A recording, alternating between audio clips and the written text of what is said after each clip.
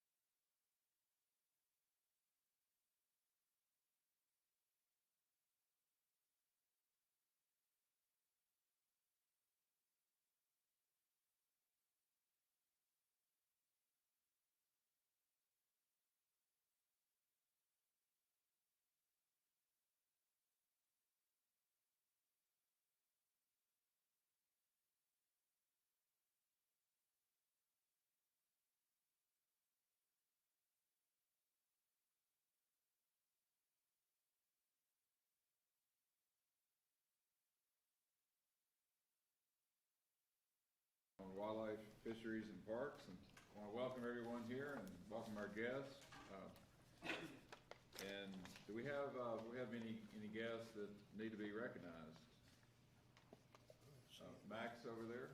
Max, you want to just say your name again and introduce yourself? Yes, I'm Max Sage. I'm with the Legislative Budget Office.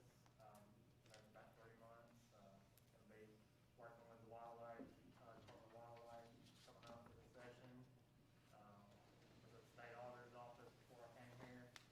And I'm really looking forward to working with everybody involved, working with the commission, working with Jennifer. Trying to, I think it's really important. The educational session we just went through, I mean, stuff like that is so good. What this department does for the state as a whole. My mom has worked in museums her whole life, so I really have a passion for a lot of the stuff that y'all do as an agency here. So just the wildlife aspect of it in and of itself is great, but the educational aspect of it too, and the tourism aspect of it that it can bring to the state is great. So.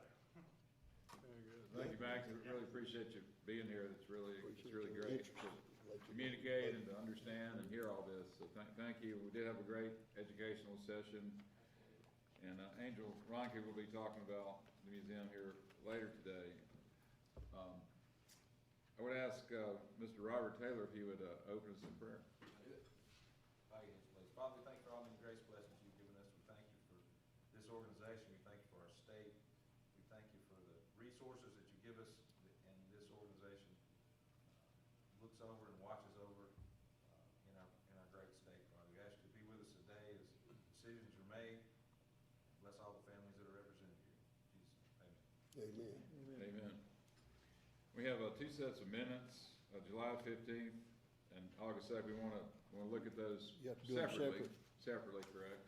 I move the July 15th minutes be adopted as read. I'll make a second. Okay. Motion made and seconded. Assume there's no discussion. All those in favor say Aye. Any opposed? I make a motion that the August 2nd telecommunication meeting be accepted as read. A second. Okay. Motion made and seconded. All in favor of those minutes? Aye. Any opposed? Okay, today's agenda has been published. Are there any changes or additions to today's? Under other business, we will have the waterfowl survey under the other business. Okay. That'll be all the changes. All right, waterfowl survey under other business will be added. Great. Okay, Jason Thompson, license sales. It can't be, just keep getting as good as it has been. It's just better. That's not. Jason, I bet it can be, continue to go up, but maybe it's better than before COVID. What do we think? Glad you said that. Just want to set the expectations, right? It's better, down 10%. You can take your mask off to speak if you want. Yes, sir. To the mic. And then, by the way, this meeting is being streamed, and so please speak loudly into these microphones so that those listening remotely. And thank everybody for coming. We are on a little bit of a COVID protocol because of the Delta variant, so we thank everybody for wearing masks and being here. Well, Mr. Chairman, Commissioners, our report for the month of July is down 6%, and the numbers for licensed privileges sold down 2%. So, as you alluded to, this is the first time since COVID that the numbers have been down, but we are comparing July to one of the best Julys that we've had in recent memory in terms of revenue and total licenses sold. Resident license sales are down 9%. But the all-game license is up 7%. Small game freshwater fishing is almost identical to last July, 7,746 licenses sold. And the senior exempt license is up 11%. Non-resident licenses are up, 198 more sold this year versus last year. In July, the 3-day freshwater fishing is up 11%. And the annual freshwater fishing is up just above 1%. Non-resident WMA permits are up 50%. In the permit category, we're up 11%, and lifetime licenses are down 4% versus last year. WMA app downloads for July, total of 461, 316 iOS users, 145 Android users. 3,055 set up for auto renewal versus 2,516 last year, and license packages 787 sold this July versus 593 last July. 500, is that a 500 increase on the auto renewals? 500? Yes, yes, sir. Any questions? Yeah, that's great. So the auto renewal is working well. It is. People are, appreciating that. Looks like. Signed 500 more than last year. Yeah, that's great. That's really good. Now, is there a final here? We need a vote on this? Yes. So, Jason, do you, Yes, you can present that to, okay. Yes, sir. So Rule 8.4, done resident hunting and fishing license and fee program. Most of the comments that we received, they're in favor of the license increase. Need a motion? Okay, any motion? I'll make a motion. I'll second. Rule number 8.4. Rule number 8.4, right. 8.4. And, any further discussion? That was put out 30-day public comment last meeting, and we've had some comments. He has reported on the comments and he stated that the majority of them were favorable. Yeah. No, okay. I think, all those in favor? Aye. Any opposed? Thank you, Jason. Any other, public comments? Anybody here to? No one here, but we're gonna have public comments on, that Russ will be presenting On the turkeys. on the turkey. Okay, yeah. Okay, well, with that, then we'll move to Russ Ross on wildlife. I just wondered if there are specific comments on the license fees for, will you address those, Russ? Were there any complaints on license fees going up for out-of-state people? No, sir, all of the comments, and a lot of them were hand in hand. As Jason stated, the majority of the comments were in support of the rule changes, just specific numbers. 65 written comments that we received were in support of it, and only 17 did not support. So it was an overwhelming majority of those in support of that. And again, that was in concert with the non-resident withdrawal and license increase. I had several calls, and everybody was in favor of what we were doing. I mean, it makes a lot of sense. Again, the written comment was overwhelming, the number of comments and the ones that were supported. Good. And as far as the other state agencies go, we were in concert with Louisiana and others as far as our fees, compatibility with theirs as far as I know there's a little bit of coordination with other states, right? That's correct. This increase would be in line with other states. There's some differences in the number of days for a license, but the price increase would be in line with other states around us. Okay, great. All right, first on the agenda for us, Rule 3.1. So last month, it was brought before you to amend the turkey season rule to institute a non-resident draw for the first 2 weeks of the season in anticipation of a possible increase or potential increase in the number of non-resident hunters. And so that the amendment was made to that rule as proposed to you. We've gone through the 30-day comment period, and obviously, again, that has been overwhelmingly supportive. The only thing, we do want to offer a clarification to the rule. We offer it to go final with changes. We do offer a slight amendment to this rule. If you flip over to tab 5 in your book, it should be the first page under tab 5. You'll see a yellow highlighted section, I believe, on that very first page under tab 5.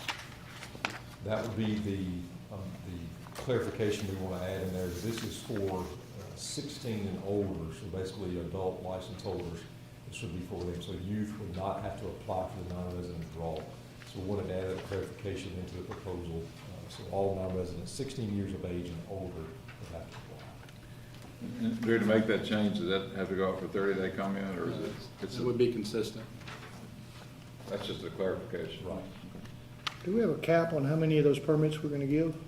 850 will be offered in the large non-resident draw. Okay. Mr. Chairman. That's statewide.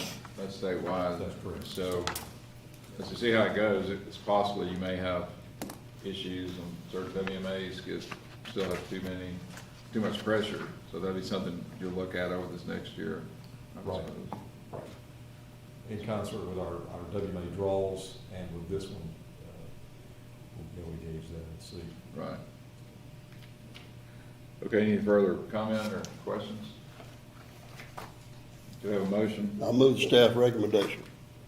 Second. Okay. Motion made and seconded. All those in favor? Aye. Any opposed? Okay, motion carried. Okay. And Mr. Chairman, the second one, on our section of the agenda, we also had to modify the regulations for some of our WMAs to be in concert with this change. And again, the comments were supportive all the way around. So we would ask that you move to select these as final if you so choose today for these WMAs, for these rules. We take them all at once, or do we need to do them individually? You take them all at once. Move That'd be to, fine, yeah, as a group, the As a group. WMAs. I move to accept them as a group. And I'll make a second on it. Okay, motion made and seconded. All those in favor? Aye. Any opposed? Thank you, Mr. Chairman. Anything else going up for wildlife this fall? We have dove season starting, It starts the 4th the 4th at sunrise. 30 minutes before sunrise. Correct. You want to call it? Oh, go ahead. And then we have early Canada goose Goose season. season, teal season's coming up. Teal Gator season's season. coming up next weekend. What's that? Gator season starts. weekend. Gator season starts August 27th. 27th At noon. So at noon. a lot of stuff coming up in the next several weeks. So You guys will be busy. good times ahead. That's what we wait for. Russ, are you gonna cover waterfowl? I can do it now if you, or you will do it over. Does Chairman, you'll move it up?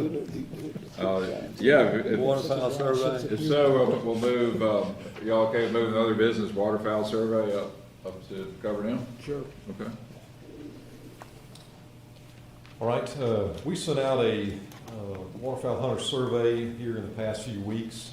We closed that survey and we have analyzed most of it. We still have some written comments in the survey we're going through. But for the most part, I'll give you the high points of this. So it was sent out to 49,650 individuals that had bought a waterfowl stamp this past season. We received responses from 4,453 individuals, so a 9%, almost 10% 10%. response rate, which in the survey world is It's pretty good. huge. So we feel like we've got a good overall collection there from our waterfowl hunters. I'll give you a little bit of stats on that. flip to my page here, 82% of those respondents were residents, 17% were non-residents. From that survey, 57% of those that responded said they hunted private land primarily. 35% said they hunted primarily public land. So again, I think we got a pretty good picture overall of non-resident, non-resident, which that's in line with our waterfowl stamp sales as well. It's about the same breakdown of resident, non-resident. So quick high points from the survey. So there was questions asked about satisfaction for an overall duck season, an individual duck hunt, one of those things that are the most satisfying, if you will. And then there was questions about, do you hunt primarily public land or private land? And then we drilled down a little bit, questions on whether you hunted Malmaison WMA, and asked some questions specifically around Malmaison WMA, as well as private lands around Malmaison WMA. So quick high points there. Hunters agree that weather is the most important factor influencing their duck seasons. So if weather is cold, the ducks are here, obviously it's a good season.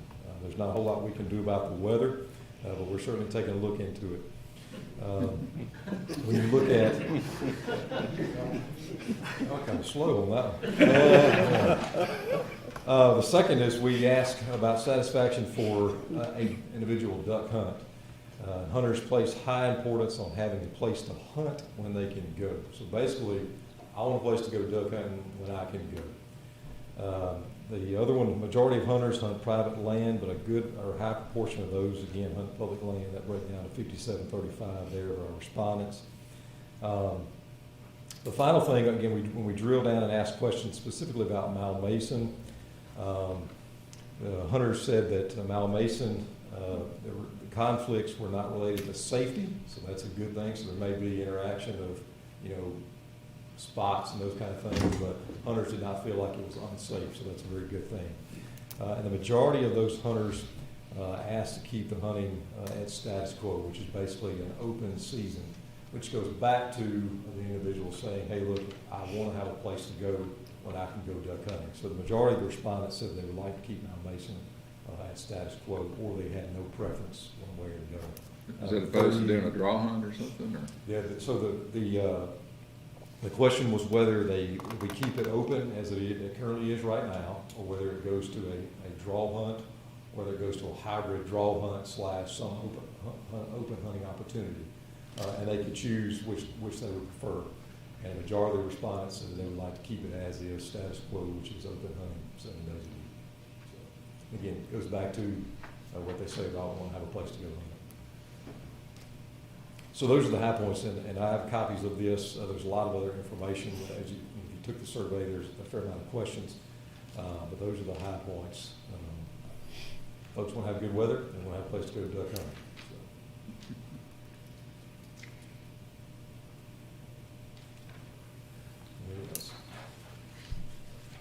Any other questions? That 10%, that's pretty good. Very good. That's pretty good turnout. Very good. Duck hunters they're dedicated, so, That's right. aren't they, Robert? They don't call, how much it costs per duck, you Let's think? don't talk about that. So, the Mount Mason questions were driven by, there were some that were suggesting draw hunts to make, decrease the pressure or something like that, and that's why you focus on that one a little bit, right? That's right. Primarily around scatters. There's been concern raised about the number of individuals hunting with scatters. Safety.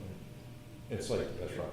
That's right. Between hunters not only on the scatters, but private lands around there.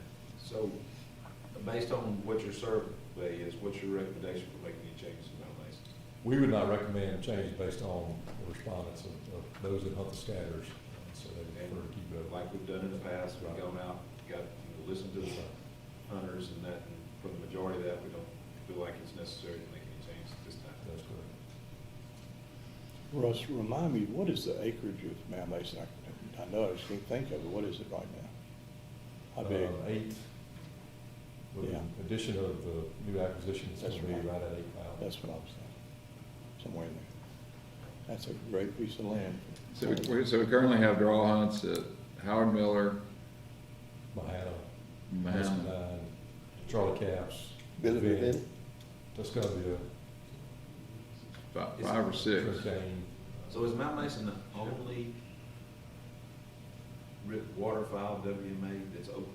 You have open hunting on O'Keefe, you have open hunting on Sunflower. Of course, a lot of other WMAs that are kind of outside the Delta have that open hunting. But in the Delta, Delta-ish, O'Keefe, Mount Mason, Sunflower, there's a shipment. So Skylake, they have an opportunity.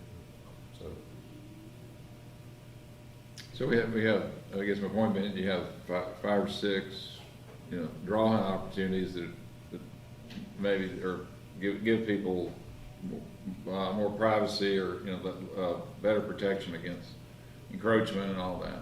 And then perhaps, food planted like Howard Miller or Deviney may opportunities for more of a private land kind of hunt. And then you've got the more natural hunts like Mount Mason, I guess. Right. Yeah, if you look at the spectrum of WMAs that have the waterfowl opportunity, it's top to bottom. There's some that are, more restricted, if you will, just because of the draw. That's the number of people, I should say, is restricted. And then there's the WMA's open opportunity all the time, 7 days a week. So for the waterfowl hunter, it's across the board. The opportunity is there for a range of, whatever you may prefer to hunt. Yeah, that's great. I mean, it's great to let everybody, make sure, I guess everybody knows, and it's good to promote those opportunities. So, thanks for all your work on that. So between now and September, I'll work on my joke timing. Yeah. Work on that weather now. Yeah. Okay, so since we covered the other business, now skipping back up, I think we're gonna go back up to parks, is that correct? Right. Andre Hollis? Yes, sir. Director of Park Operations, gonna give us a good report on that. Yes, sir, I got a good one for us. All right, as you see in your book, guys, we gave a summary report for the month of July.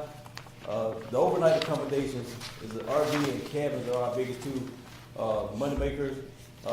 This July, so far, we made $775,287 compared to last year of $602,262. So far for the month of July was $173,025 increase so far for the month of July. The next category you'll see is the day use, which is entry fee, boat launch, and your fishing, and your water features.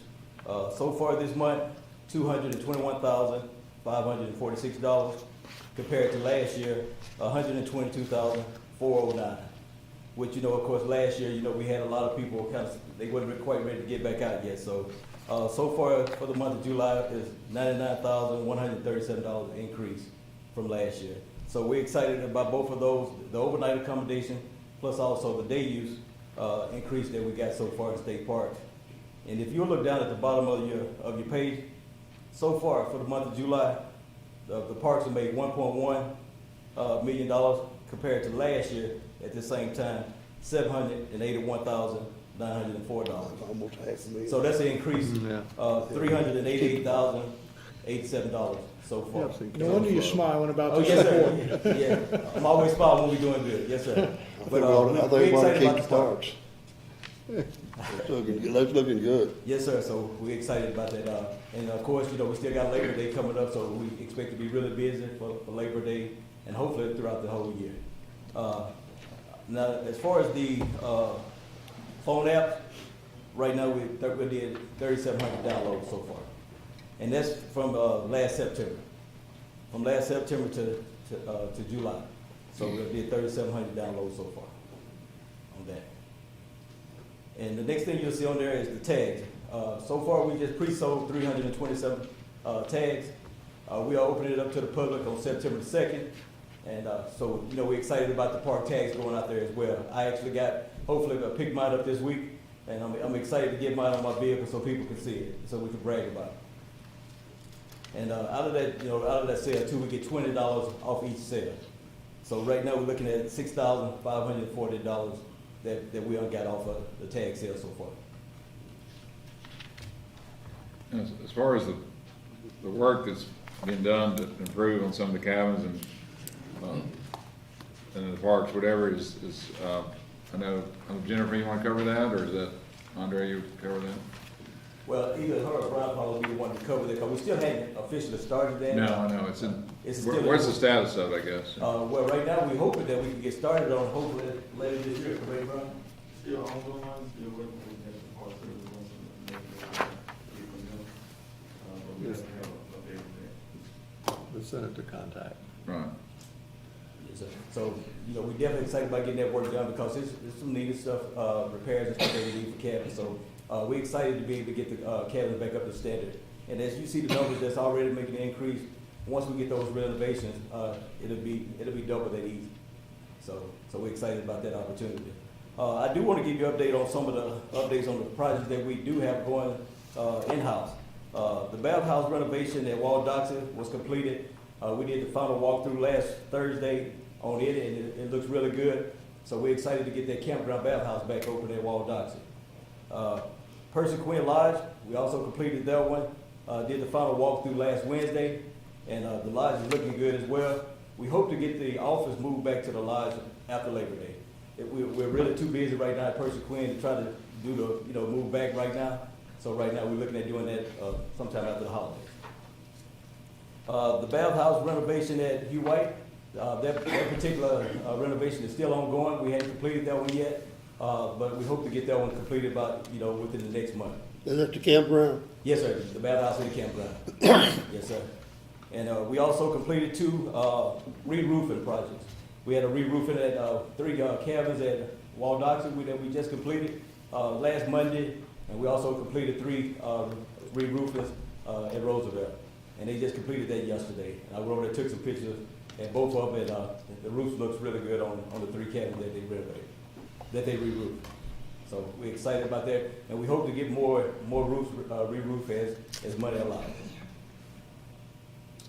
Great, thank you. Yes, sir. Any questions, guys? Good, thank you, good report. Thank you, Good sir. report, thank you. Next, we have Angel Ronke going to tell us about the Museum of Natural Science. Thank you. If you turn to tab 7, the museums tab, I'm going to share with you the Museum of Natural Science admissions and revenue report.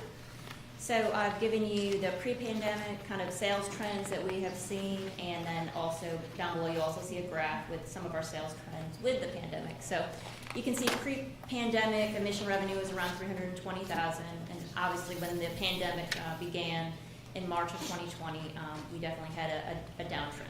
But we're feeling pretty good about things. If you turn to your next page, we have the museum revenue admissions by month for the past 3 years.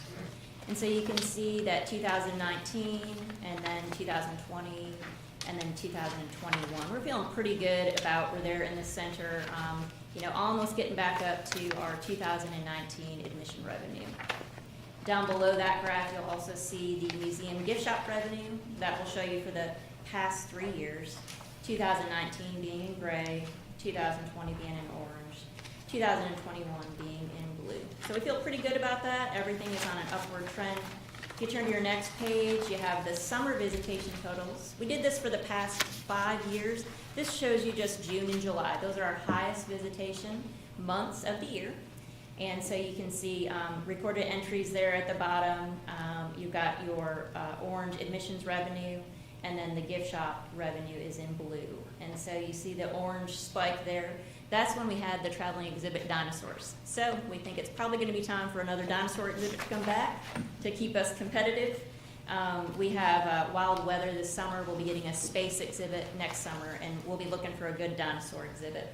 Down below, I just had a couple bullet points for you, just some analysis items, just things we're going to try to do to increase admissions and revenue. Looking at, we'll continue to do our visitor surveys and make, implement activities and things to, events, programming for our visitors, and just do continued evaluation of the gift shop revenue, new items, what are the newest trends, STEM education. So So that is our admissions and revenue. If you turn to the next page, so that's at the museum. And so we have our outreach educators. We have 4 outreach educators that cover all 82 counties of Mississippi. And so in your binder, I've provided you with a photo of our outreach educator that's in your district. So you can see like District 1, Commissioner Kosser, we have Deb Wise, she lives in Dennis, Mississippi. And this is just a photo of one of her programs in your area. Below, I also asked them to just give you a brief description of how they adapted their programs in the pandemic. I don't know where Dennis, So, Mississippi is. everything from No, online owl pellet dissection to virtual programming, question and answers. One of our educators, they even made a escape room. So they got very creative. So they did a great job adapting their programming. And you know, we reach about, on a normal year, 20,000 in each of your areas. The next page, you'll see a district map for you, so it's specific to your area. And all the areas that are shaded are the counties that we have reached in the last 3 years. And so down below, you'll also see the employees' information, their email address, so if you ever need to get in touch with them about getting some outreach to your counties, please let us know. We do need a little bit of your help. So District 1, we need help in Benton County. We've not been there for the last 3 years. District 2, Claiborne and Jefferson, we've had not been in those counties the last 3 years. And then District 3, Scott and Smith County. And District 4, Wilkerson and Amite County. And then District 5, those are all covered. You're doing a great job down there, so thank you. But that's where we need some help. We appreciate all your support for the museum and our outreach education and giving us the opportunity this morning to present to you all the great things that are happening at LaFleur's Bluff. And so I'll take any questions. How do you schedule the outreach deals? How does that happen? They, either through email, they can call the museum and we can either contact them by phone or by email. And so Typically like school superintendents teachers, anyone. Yep. Contact us and we will schedule it. You know, the outreach educator keeps their schedule because they're across the state. Sure. But yeah, if anybody calls the museum, we can definitely defer them to that area. So they'll go and they'll go to several schools, whichever. Yes, sir. Typically. Schools, libraries, summer camps, anything. They'll take the live animals, That's great. have a hands-on education program. Everything's correlated to the standards for science. I mean, we've even done some programs, science and art, so a lot of STEM education. Yeah, that's great. Great outreach. Now, as the plans for the new facility, playground, all that happens, hopefully COVID will maybe subside, but you feel like it'll increase your traffic? Oh, definitely. Yes, sir. Very confident. Definitely. It's going to be the best playground in the area and probably in the state. Yeah, that's exciting. Any other questions? Or? Thank you. I appreciate it. Thanks. Thanks for being here. Okay, communication and outreach, Jennifer Head.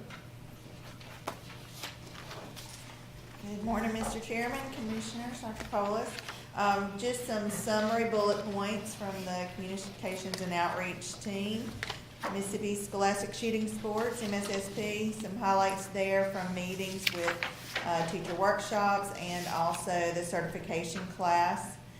And also a meeting with Columbus Christian Academy to bring the program there. As far as outreach, you see the activities we've been doing on outreach, but I really would like to highlight the kickoff meeting for women's outreach with Women's Outdoors program, becoming an outdoor woman, that kind of thing. So we did have a kickoff meeting with our in-house team, MIS, graphics, and marketing to develop a logo and a webpage. So that will be forthcoming hopefully pretty soon. The next page there is just some social media statistics. Now that Jennifer has been on board, we are really seeing an increase in activity on social media, and you've probably seen it on your own pages. But we all have increased visitation and followers, so those are good things.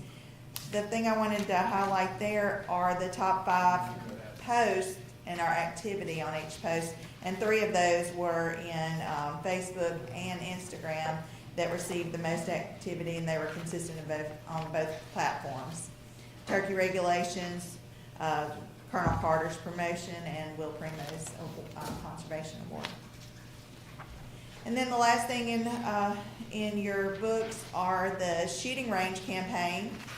And I'm not sure if you've seen all of the graphics on your own social media pages, but they've all had really good responses, and this is just some snapshot screen prints of what the campaigns are, what they look like, and then there's also a video, the MDWFP shooting facilities video that's been very popular. And on page 5 of that handout is the results of results of the campaign for July 21. So excited about that. And then we've also included some positive comments from the engagement and comments that we've received on those posts. The last page of that handout is the next steps, just let you know what we've got going, and we're gonna keep on working with advertising videos on all paid digital platforms, and these would be the videos that you see whenever you're looking for something and you see the ads pop up, and I usually click skip ad, but we hope people don't do that. So, but yes, this will be the pre-roll commercial for those. So, and then we are going to continue running animated video ads on all social media. The one thing that I forgot to put on your handout is the finalizing the Stay Play Shoot campaign. We are getting them some final video for that campaign. It will be stay at John Kyle, play golf at Mallard Point, and then shoot at McIver. So hopefully in September we can wrap that up and get that out. So that's all I have. Our next commission meeting is scheduled for North Mississippi, the fish hatchery, and we hope to go by McIver and all that. So, Good. if you have any ideas for what we can do for outreach, let us know. We'll let you know, absolutely. Any questions? Thank you. Thanks, it's a very positive report as well. So now, turn to law enforcement. And Colonel Jerry Carter, good to have you. Thank you, sir. Good morning. Is your official first meeting as Colonel? Official, yes, Officially, yes, sir. Great to have you. I've gotten to know Colonel Adcock's cell phone number by heart. I've been called. Again, good morning to everybody, Dr. Polish, Chairman, Commissioner. Law Enforcement Bureau reports with the following. As you'll see in our page here, pages. For the month of July, there were a total of 782 citations issued. 6 of that was no license, was 165. PFD violations were 84. Trespassing was 62. No boat registration was 30. No boat certificates was 48. Trespassing citations have gone up due to the fact we have a lot of people that are using ATVs that are going on these trails or going on sandbars that are on private property, so forth and so on. So as we're seeing that increase in numbers on trespassing during these summer months. Next page is basically what our officers have been doing throughout the month of July, working water details throughout the state and our public waterways, ensuring the safety of our recreational boaters and people just want to get out and enjoy the outdoors. And of course, we did present a report to you all on our last report about our DUIs. We wrote a lot of DUI cases. So far after the report, we've gotten basically convictions on all of them. One has an appeal to circuit court, but I think we're going to end up winning that one as well. So we kudos to our guys on DUI enforcement. They did an outstanding job. On our next page, this was a call that I received on July 27th from Major Jason Young requesting our assistance on a manhunt to apprehend a subject there in the Monroe-Lee County area. We had received information that this subject was hiding out at one of our state parks, at Tom Bigby State Park. We followed all the chains and channels all the way up to our executive staff and get the report. Then we found out in the process, we had a meeting that was taking place the next day, so we had to consider the safety of all the parties involved. So we made sure we got that taken care of where nobody was, the meeting had got semi-canceled that morning. Our officers, 9 of our conservation officers in that area, assisted U.S. Marshals in apprehending the subject. His name was Bradley King.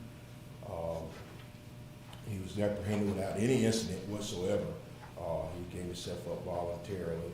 Our officers were able to apprehend him. Those are our officers right there, Officer Bobo and Officer Golson, as well as Jason Young, were the officers that came in contact with this subject.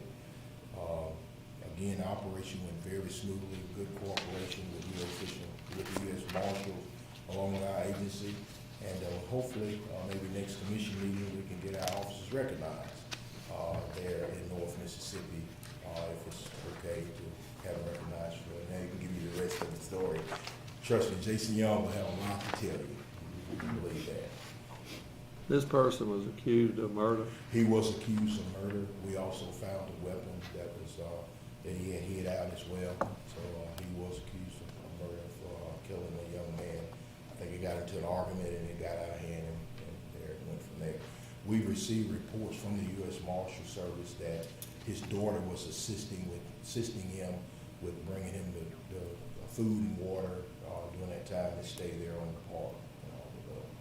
What was he doing? Just hiding out in the woods somewhere on the park? Hiding out in the woods. We found him behind one of our cabins. And again, like we say, to ensure the safety of our staff, right. we refrained everybody from going out onto the premises. We kind of held them back at the office. We just didn't want to get anybody injured. Safety was important. So a good job, outstanding job for our guys. You know, I never saw that on, I watched, I get that television Yes, coverage from that part of the state, and somebody, I think, Posey had told me about it. Yes, sir. And I watched all the news for the next, and They even had a press conference, I think it's done. I never did see it. TBA up in Yeah. Tupelo, Columbus Yeah. area, yes, sir. Yes, yeah, he was laying out, but he was hiding in Tishomingo Park. sir. He was, yes, sir. On our next page, I had opportunity to go visit the North Region for their regional meeting. They had put together, after the meeting, had done a lot of refresher training, basically on field sobriety, CPR, and other training. So you'll see here in this picture here where the officers were kind of refreshing their skills up on sobriety training there. That was up in North Region, up at Hugh White State Park. Next page shows Officer Harrington in South Mississippi. He also conducted a field sobriety on a loader, which also resulted in the conviction of the subject being DUI. Give you an update on our shooting ranges after talking to Major Jones, Scotty. He did advise the numbers are up. Everything's looking pretty good. A lot of people are kind of getting out of the boating now. They're going to our ranges and utilizing the ranges. McIver reported 479 customers. Turcotte reported 721, and McHenry reported 348. So our numbers are looking pretty good at our ranges. How are we coming with the sporting clay range at McHenry? So far, so good, sir. What I'm hearing. Well, the bid came in, it was over bid, it was high. And so, we put it back out for bid with alternatives in the bid to see if we can get within the money range. And so we ought to have that back in, I don't know, maybe in 30 days. Road bids, September 3rd, I thought. Okay. So we're advertising. That alternate, Commissioner, was the asphalt. So basically, it'll do the dirt work for that alternate for the asphalt. So hopefully, that's when the bid will get that project done. At this time, I'm going to yield the floor. We have a young man that's here requesting reinstatement. His name is Mr. Greer Neighbors. Just to give you all story on the law enforcement side. This happened in Webster County. Our officer, Private Jared Patterson, received a call from the father of Mr. Neighbors on January the 4th. This incident occurred December 27th of 2019. And at this time, I yield the floor to Mr. Greer and let him advise you, give you all the rest of the story of this.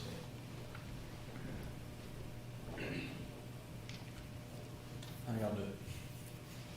Good, thank you for being here. Let's see, in the deer season of 2019, me and a friend went hunting in Alva, Mississippi, which is right outside of DePoy in Webster County. And let's see, I'm a member of this hunting club, and me and him, we got there that evening, and we didn't hunt that evening. We got there kind of late, and we hung out with some friends there, and then me and him decided to go check some trail cameras before the morning. And we pulled into one spot, and there was a doe staring at us, and I shot it, and then tried to track it, but it started pouring down rain. And a couple days later, I get a call from my dad, and he's telling me what he just did and everything, and he reported my crime to the local game warden, and the next morning he came and questioned me, and I told him exactly what happened, and then he went and questioned the friend that was with me. He got charged the same thing. And let's see, and on May the 1st of 2020, I went to court, pleaded guilty for headlighting a deer, paid the fine, and then now I'm asking for my rights back to be able to hunt this season. Good for Dad. Is your dad here with you? That's him right there. Thank you, Dad. I know it costs a lot of money. But you did the right thing. Yeah.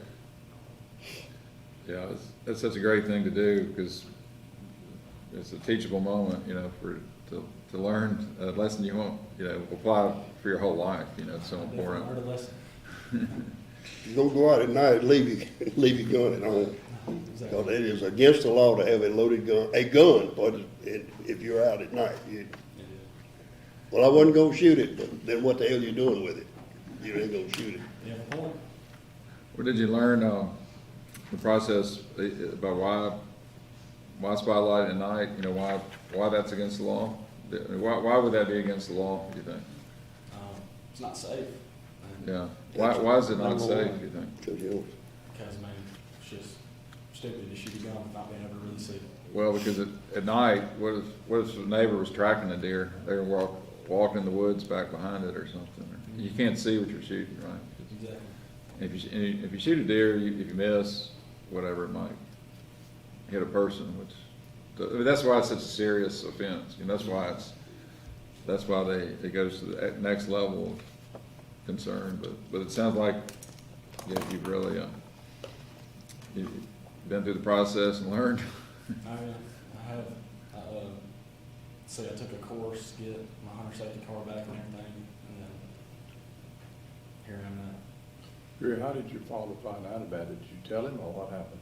No, I told some people kind of my age at the club, and I guess word got around and finally got to him. Well, I'm laughing because the word would get around if one other person knows that what you did. Mm-hmm. That you never found the deer. No, we did not.